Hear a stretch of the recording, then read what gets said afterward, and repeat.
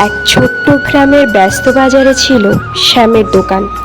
মানুষ তাকে চিনত, কিন্তু সে ছিল বড্ড লোভী।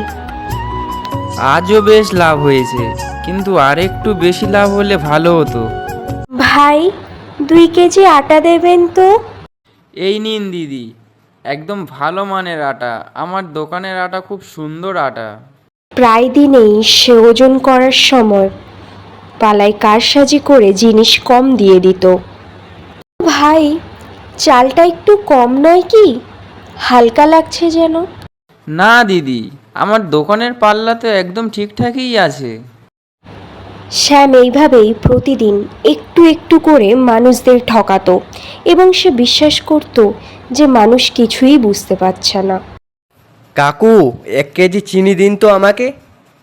এই নাও বাবা, একদম খাঁটি চিনি। চিনিটা হাতে পেতেই মধুর মনে সন্দেহ হয়, এবং সে চিনিটাকে ওজন করে দেখে যে চিনিটা কম, এবং তারপরেই সে আবার শ্যামের কাছে গিয়ে বলে যে, কাকু, এভাবে আপনি মানুষকে ঠকাচ্ছেন, এটা ঠিক না। একদিন আপনি ঠিক শিক্ষা পাবেন। জানেন, শ্যাম কাকু পাল্লায় কম দেন। কাল থেকে তার দোকানে কেউ কিছু কিনবো না। ঠিক আছে, একদিনেই বুঝে যাবে সততার দাম কত। পরের দিন শ্যাম তার দোকান সকাল সকালই খুলে দেয়, কিন্তু দুপুর গড়িয়ে গেলেও তার দোকানে কোনো খরিদ্দারই আসে না। আজ দোকানে কেউ কেন আসছে না? সব লোকজন গেলটা কোথায়?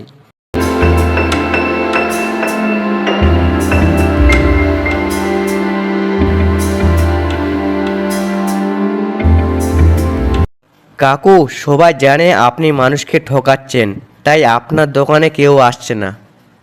কি বললে? আমি তো শুধু অল্পই কম দিতাম। সামান্য ওষুধ থেকেও মানুষ বিশ্বাস হারায় কাকু। কয়েকদিন পর শ্যাম তার দোকানে নতুন পাল্লা বসায় এবং দোকানের সামনে লিখে দেয়, এখানে সৎভাবে বিক্রয় হয়। আমি ভুল করেছি ভাই সব।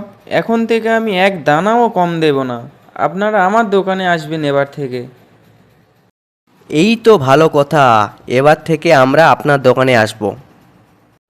শ্যাম এবার বুঝল, অসৎভাবে বেশি লাভ নয়, বিশ্বাসই হলো আসল সম্পদ। সততা মানুষকে কখনোই ছোট করে না, বরং আরও বড় করে।